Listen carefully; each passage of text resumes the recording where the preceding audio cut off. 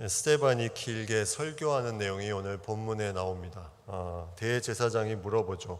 이것이 사실이냐? 스데반은 하나님의 복음을 전하고 또 사람들과 이렇게 논쟁하는 가운데 그들이 이 스데반을 당해낼 수가 없었다. 이렇게 6장에 기록하고 있죠.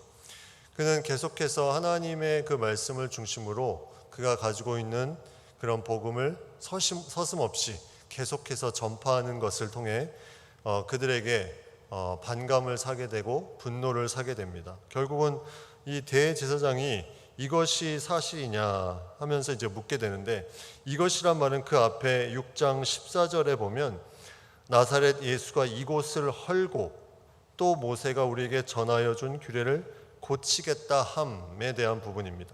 나사렛 예수가 이곳을 헐다고 말했다는 거죠. 이 스데반이 예수님이 이곳은 성전을 말합니다. 성전을 헐겠다 이렇게 말씀하셨다고 그 거짓 증인들을 세워가지고 그들을 그 스데반을 모함하는 것을 보게 됩니다.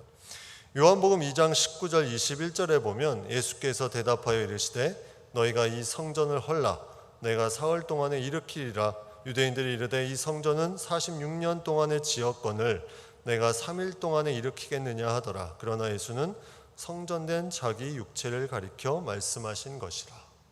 예수님이 사흘 만에 다시 너희가 이걸 헐고 다시 짓겠다는 것은 예수님의 그 육체에 대한 부분, 다시 부활하심에 대한 부분을 얘기한 것인데, 이 내용을 가지고 실제로 성전을 허는 것처럼 그들이 46년 동안 지은 그 예루살렘 성전을 예수님이 헐 것처럼 무슨 폭군처럼 묘사를 하고 있다는 거죠. 여기에 첫 번째 거짓 증인의 그런 모습들이 나오고, 두 번째는 모세가 우리에게 전하여 준 규례를 고치겠다 이렇게 이제 말합니다.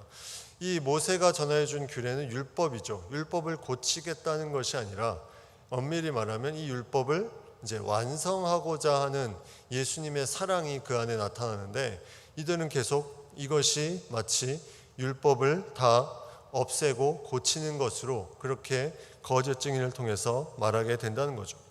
히브리서 7장 19절에 보면 율법은 어떤 것도 온전하게 할 수 없다 이렇게 말합니다. 그리고 사랑은 율법의 완성이다 하면서 로마서 13장 10절에 보여주고 있는데, 이 예수님의 사랑이 율법을 다 깨트리고 완성시키는 놀라운 역사를 이루어감에도 그들은 과거의 그 율법에 매여서 계속해서 자신의 어떤 부분들만을 주장하는 부분들.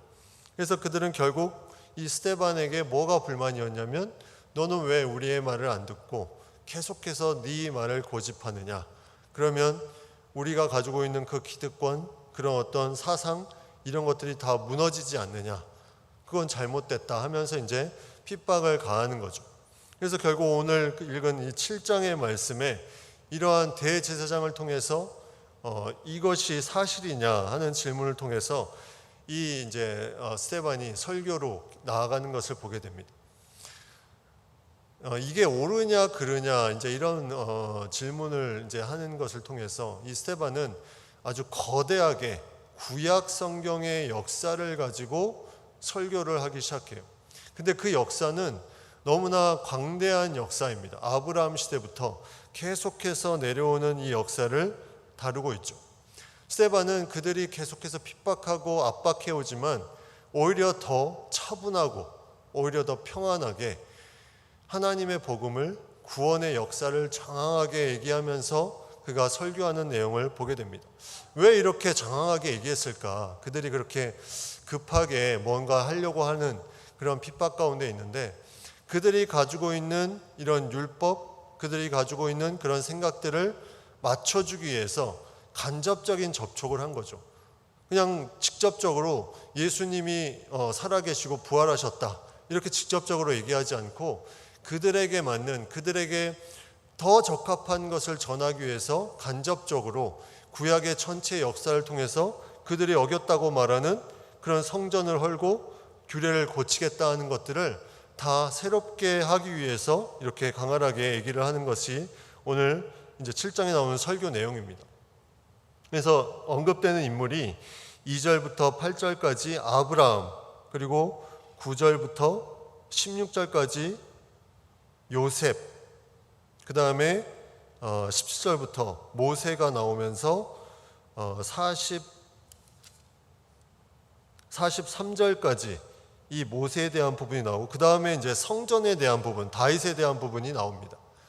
이 인물들을 보면 아브라함, 요셉, 그 다음에 모세, 다윗, 그 중간에 인물들이 있는데 뭐 이삭이나 야곱이나 솔로몬이나 뭐 이런 인물들이 나오지만 중심 인물은 그들이 아니라 정말 처음부터 끝까지 하나님의 마음을 가지고 무언가를 역사적으로 이루었던 인물들을 중심으로 이 스데반이 설교를 해나갑니다.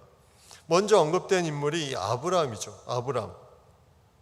아브라함은 제일 중요한 것이 그가 갈 바를 알지 못하나 떠났다. 우리가 잘 아는 이제 창세기 12장 1절에 가나안 약속의 땅으로 떠나는 내용이 나오는데, 근데 그가 갈대 우르에서 하란을 거쳐서 이제 이 가나안 땅을 가게 되는 내용인데, 여기 2절에 보면 하란에 있기 전 메소포타미아에 있을 때, 근데 하란이 보통 메소포타미아랑 이제 같은 지역이라고 얘기하는데, 하란에 있기 전 메소포타미아에 있을 때 이렇게 표현한 것을 보면 메소포타미아는 상당히 이 위아래가 넓은 지역입니다. 그래서 북 메소포타미아, 남 메소포타미아가 있는데, 이 메소포타미아가 남쪽에 있다는 그 부분을 여기서 말하고 있는 것 같아요. 그래서 그거에 그 하란에 있기 전은 다시 말하면 갈대아 우르를 말합니다.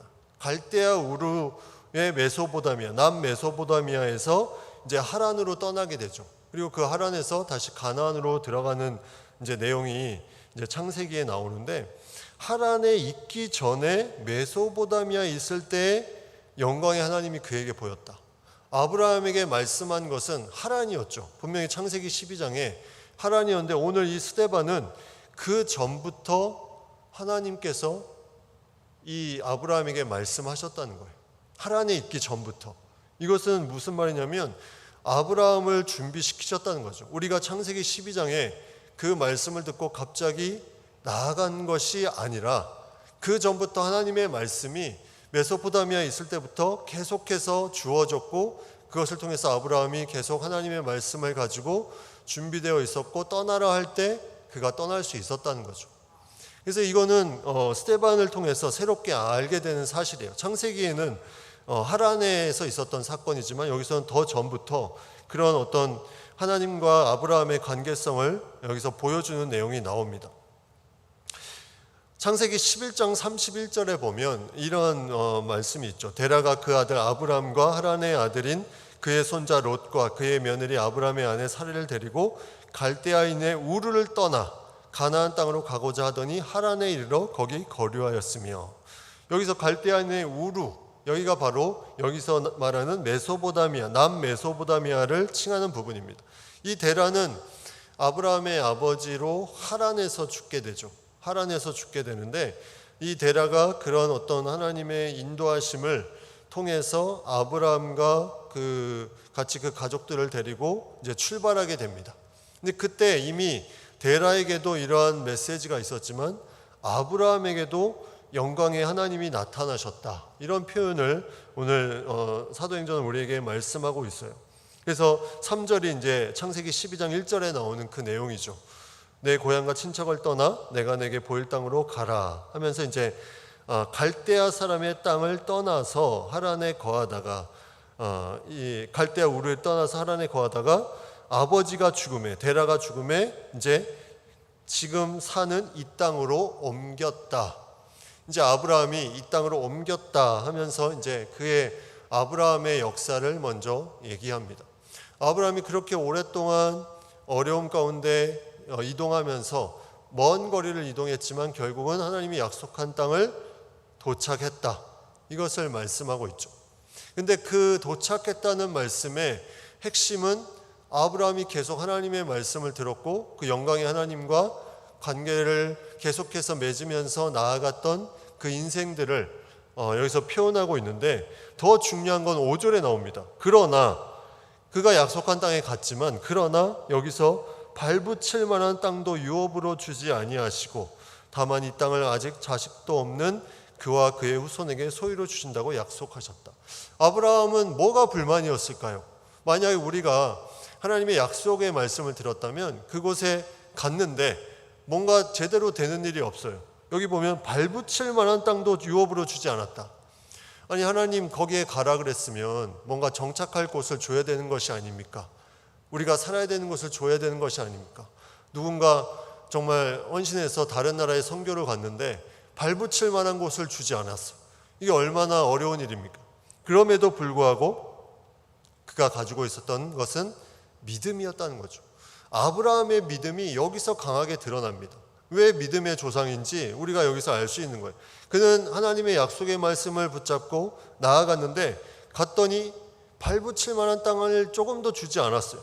근데 그것을 가지고 그가 실망하고 여기가 아닌가 보다 해서 다시 돌아가려는 마음이 그 광야에서 이스라엘 백성과 같은 그런 마음이 아니라 가나안 땅을 향해서 가라는 그 하나님의 말씀을 듣고 그 약속의 말씀을 붙잡고 나아갔고, 그 결과가 어떻든지 간에 그 약속의 말씀이 이루어질 것을 계속 기대했다는 거죠.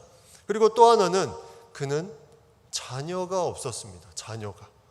자식도 없는 그와 그의 후손에게 이 땅을 소유로 주신다. 이것 또한 너무나 힘든 부분이었죠. 아무 자녀도 없는데 이 후손을 우리에게 이 땅에 주신다?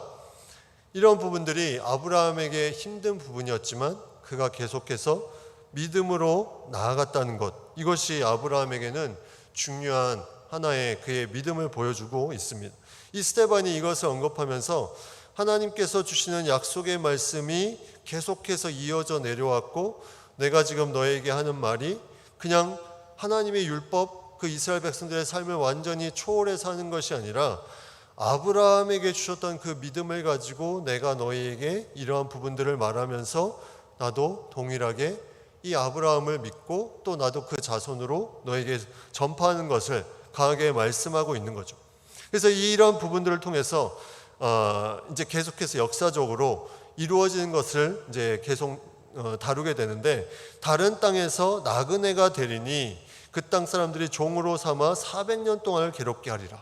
또 다른 이제 하나님의 말씀이 주어집니다. 이 말씀은 뭐냐면 애굽의 종살이를 한다는 거예요. 얼마 동안? 400년 동안.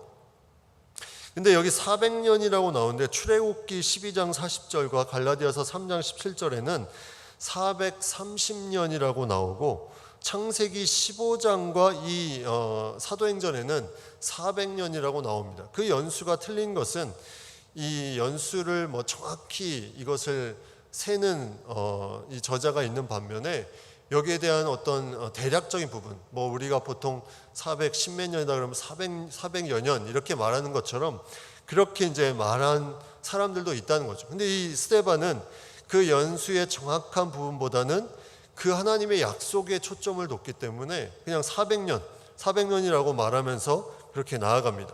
그래서 400년 동안 애굽의 종살이를 할 것인데 그 후에 다시 돌아올 것이다.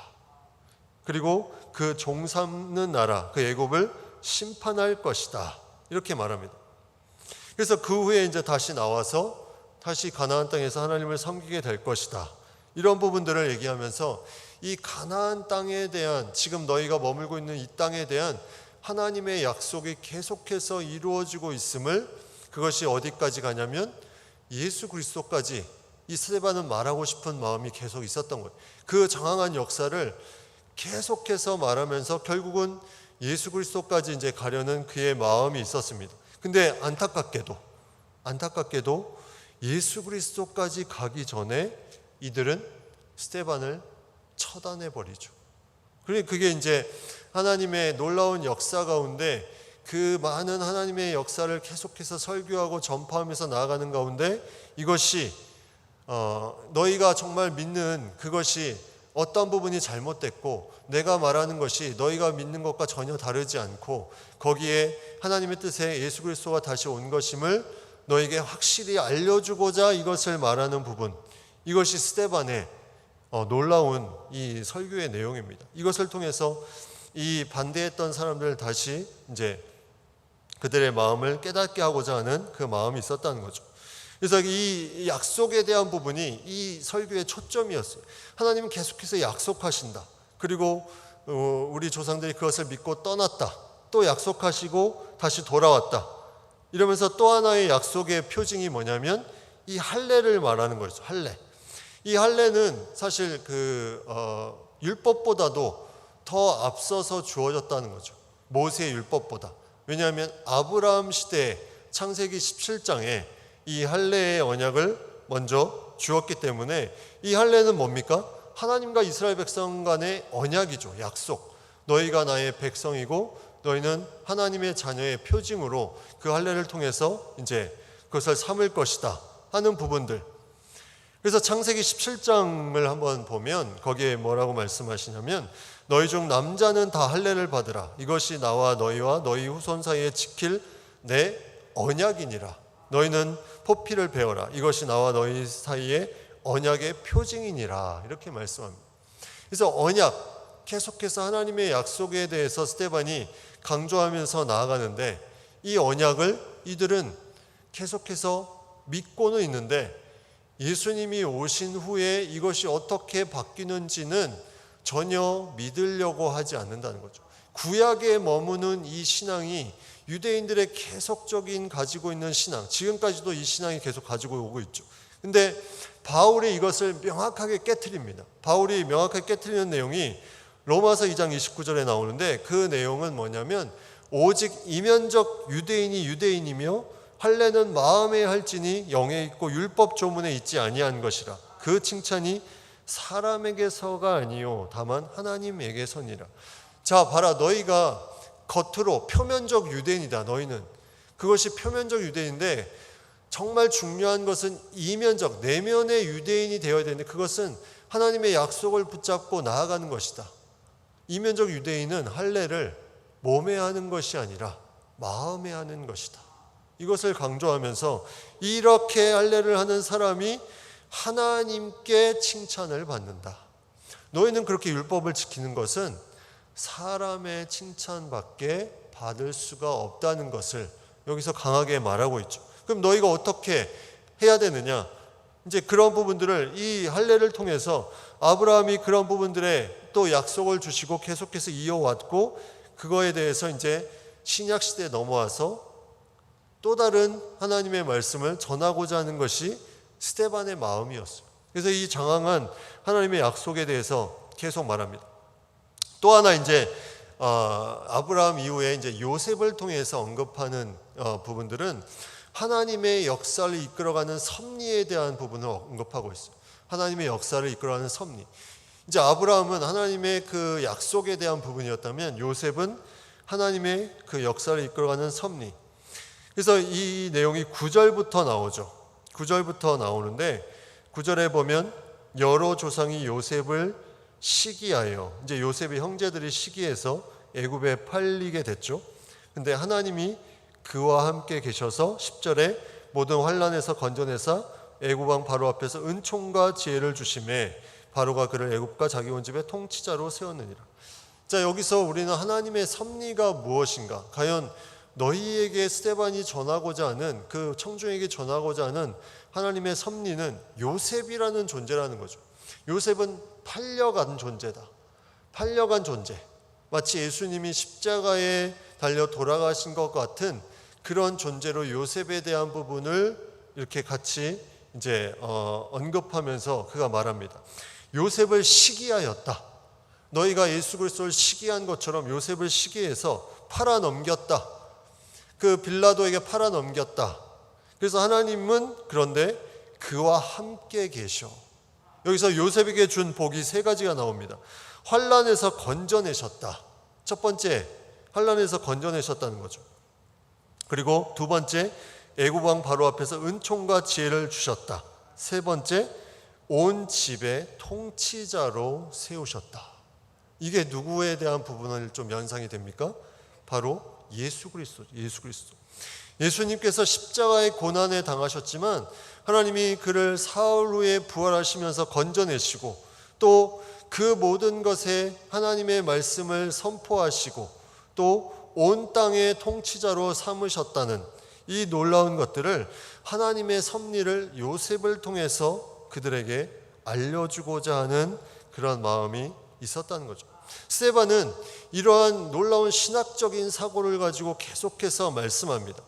그래서 이 요셉의 위대함을 그 애굽 왕 바로가 이렇게 표현하죠. 창세기 41장 38절에 보면 바로가 그의 신하들에게 이르되 이와 같이 하나님의 영에 감동된 사람을 우리가 어찌 찾을 수 있으리요.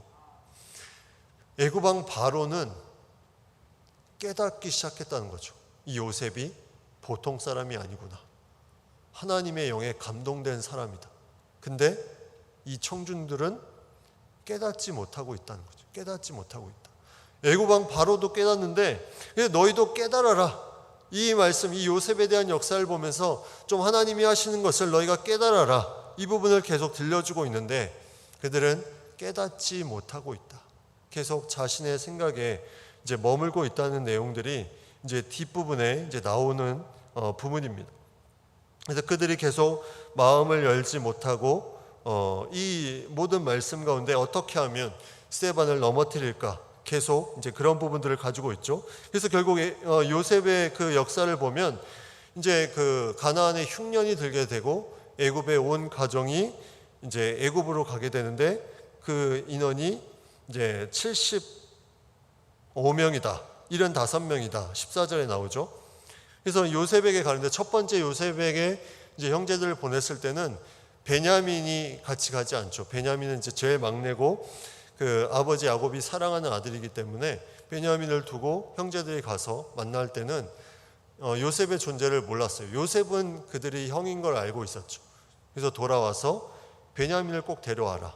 그래서 베냐민을 데려가서 이제 베냐민의 이제 돌아가려 할 때 그 자루에 은잔을 딱 이제 숨겨놓죠. 그래서 그들이 마치 도둑질한 것처럼 그래서 다시 돌아오게 하고 그때 요셉이 자신이 요셉이라는 것을 말하게 되고 이제 그들이 알고 이제 같이 껴안고 울게 되는 내용들이 나오는데 그 내용을 통해서 하나님이 주시는 그 하나님의 섭리는 뭐냐면 바로 그 모든 것이 하나님께서 준비하시고 계획하신 일이었다. 너희들은 나를 애굽에 팔아 넘겼지만 하나님은 그것을 선으로 여기사 이 모든 것을 아름답게 너희가 함께 살 수 있는 공간에 올 수 있도록 나를 인도해 주신 것이다. 이것을 이제 창세기 50장에 요셉이 이제 형들에게 또 그 가족들 앞에서 말하고 있는 것을 보게 되죠. 이러한 요셉의 그런 삶을 통해서 우리는 하나님의 섭리를 볼 수 있다는 거죠. 너희가 예수님을 팔았냐? 예수님이 너희를 위해서 그 십자가에 달리시고 부활하심으로 말미암아 영원한 생명의 첫 그 부활의 징표가 되어주시고 첫 열매가 되어주셨다. 이것이 이스라엘 사람들에게 그 믿음으로 나아갈 수 있도록 요셉이라는 인물을 통해서 알려주고자 하는 이 스데반의 이런 설교의 내용을 우리가 생각해 보게 됩니다. 또 다른 인물이 이제 그 다음에 나오는데 또 다른 한 인물이 누구냐면 바로 모세입니다. 모세는 18절부터 나오죠. 18절부터 이 모세에 대한 내용은 어떤 내용일까? 이제 이 아브라함이 약속에 대한 부분이고 이제 이 요셉이 하나님의 섭리에 대한 부분이라면 이 모세는 하나님께서 구원하심에 대한 부분을 말씀하고 있습니다. 모세, 구원하심. 모세는 이 40년 동안 애굽에서 길리우게 되죠. 40년 동안 그가 이제 애굽 바로 공주의 이제 양아들로 그가 자라나게 됩니다. 그래서 모세라는 인물은 40년 동안 그 애굽 왕실에서 자라는데 놀라운 것은 성경에 아무리 찾아봐도 그 40년 동안 애굽에서 모세가 어떻게 지냈는지 나와 있지 않습니다. 모세오경이 모세 저작이라고 많이 말을 하죠. 근데 모세는 왜 그 40년의 기간을 전혀 언급하지 않았을까? 너무나 이상한 부분일 수도 있지만 그가 언급한 한 부분이 22절에 나옵니다. 딱 요 내용만 나오고 있어요. 모세가 애굽 사람의 모든 지혜를 배워 그의 말과 하는 일들이 능하더라. 이거 외에 다른 부분이 필요 없었다는 것은 우리가 이 말씀으로만 볼 때 이 모세가 이 40년 동안 배운 것은 애굽의 모든 지도자들이 가지고 있는 그런 하나님이 주시는 그들을 통해서 보여주신 지혜, 또 그 모든 행동, 말 이런 것들을 능하게 하셨다. 다시 말하면 구원을 이루기 위해서 준비시키셨다. 우리는 이렇게 생각해 볼 수가 있는 거죠. 근데 사실 이 부분 말고도 나오는 내용이 아주 있습니다. 조금 있습니다. 그건 뭐냐면 이 모세가 이렇게 바로의 공주에 처음 갔을 때 바로가 처음부터 이 모세를 키우지 않았죠. 유모가 필요하다고 미리암이 이제 언지를 줍니다. 저 모세는 히브리 사람이기 때문에 히브리 여인, 히브리 유모가 필요하다 하면서 이제 바로의 공주가 그 말에 허락을 하죠. 그래서 데리고 온 사람이 누굽니까? 모세의 엄마였죠. 요게벳. 그래서 찬양 요게벳의 노래라는 찬양도 있는데 한번 들어보시죠. 너무 은혜로운 찬양인데 요게벳이 그곳에 와서 모세를 젖을 뗄 때까지 이 모세를 키우게 됩니다. 그래서 출애굽기 2장 10절에 보면 그 아이가 자라매 바로의 딸에게로 데려가니 그가 그의 아들이 되니라 이렇게 나와 있습니다. 그리고 11절 출애굽기 2장 11절에 보면 모세가 장성한 후에 한 번은 자기 형제들에게 나가서 그들이 고되게 노동하는 것을 보더니 이제 그 10절에 그 아이가 자라매 바로의 딸에게서 데려가니 그 다음에 바로 나오는 표현이 모세가 장성한 후에, 그러니까 그 중간에 40년은 전혀 기록이 없는 거예요. 장성한 후가 40세가 되었을 때죠. 자라매 바로의 딸에게로 데려갔다. 이제 젖을 떼고 자랐을 때가 보통 이 히브리인들이 이제 자랐다는 이 표현의 그 의미는 뭐냐면 젖을 떼고 가는 그 시기, 그 나이가 이제 한 3, 4살 정도로 보는 거죠. 그래서 그 시기에 과연 이 모세가 자기가 이스라엘 사람이라는 것을 알았을까? 이 요게벳을 하나님이 기묘하게 또 거기에 모세에게 보내주신 이유가 무엇일까? 이 3, 4살에 이 모세가 알았을까 몰랐을까? 궁금하죠? 과연 모세는 언제 자기가 이스라엘 사람인 것을 알았을까? 우리는 뭐 이집트 왕자라는 영화도 나왔지만 추측해 볼 수 있는 거죠. 이 요게벳이 어떻게 모세를 키웠을까요? 이 젖먹이면서 이스라엘 백성에 대한 하나님의 그 놀라운 구원의 역사를 요게벳은 명확하게 어린 나이인 모세에게 계속해서 교육했을 거라는 생각을 하는 거예요.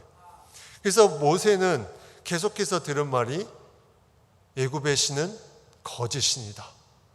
여호와가 참된 하나님이시고 그를 믿어야 된다. 거짓신을 믿으면 멸망당한다. 그 어린 심령에 그 영에다가 계속해서 기도하면서 요게벳이 젖을 먹이고 키우지 않았을까? 우리는 그걸 추측해 볼 수 있는 거죠. 결국 이 이 모세는 그렇다면 우리가 생각하는 것보다 더 빠른 나이에 이스라엘 사람인 것을 알았을 가능성이 많다는 거죠. 그러면 왜 40년 동안 그는 가만히 있었을까? 40년 동안 가만히 있는 이유, 이제 보통 우리가 영화에 보면 어떤 사람이 복수를 하기 위해서 산에서 막 무술을 연마하잖아요. 막 그래서 어느 정도 무술을 연마하고 내려가서 힘을 길러서 이제 복수를 하는 그런 부분을 우리가 좀 생각해 보면, 이게 이제 신앙적으로 좀 연결해 보면 하나님의 때를 기다린 거죠. 그동안에 모세는 뭘 했냐면 그가 하나님의 마음을 가지고 계속해서 내가 하나님께서 주신 그 신호에 움직여야 될 때를 계속해서 묵상하지 않았을까 하는 이제 추측을 해봅니다.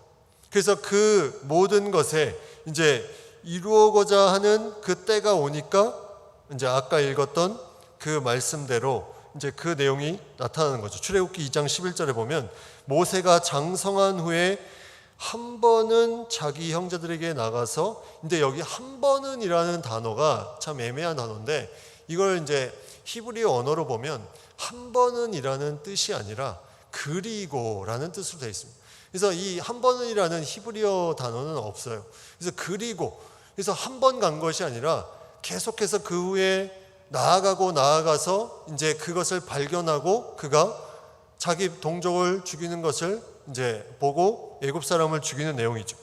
그래서 이 내용이 오늘 본문에도 23절에 보면 나이가 40이 되매 그 형제 이스라엘 자손을 돌볼 생각이 나더니, 이 갑자기 돌볼 생각이 났다는 이제 표현으로 우리가 생각하는데, 이거는 계속해서 모세에게 하나님의 마음을 주시고 해서 돌볼 생각이 났다는 것은 이제 그가 움직일 때가 왔다는 거죠. 이제 산을 하산할 때가 왔다.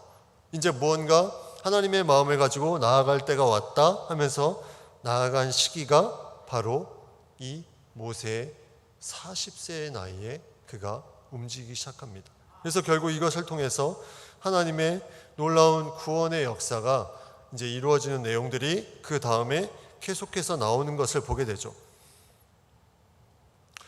그래서 그 부분에 대한 부분이 이제 24절부터 쭉 나옵니다. 이제 그 내용을 다음 주에 좀 연결해서 우리가 정말 하나님이 모세를 통해서 어떤 부분을 구원의 역사를 이루는지, 왜 모세가 이렇게 귀한 하나님의 마음을 가진 선지자로서 그런 출애굽의 역사, 하나님의 구원의 역사의 모형을 이루는 이 출애굽의 역사를 이루었는지 우리가 말씀 가운데 볼 수 있는 것이 이 스데반의 설교를 통해서 더 명확해지는 것을 우리가 말씀 가운데 깨닫게 되는 부분입니다.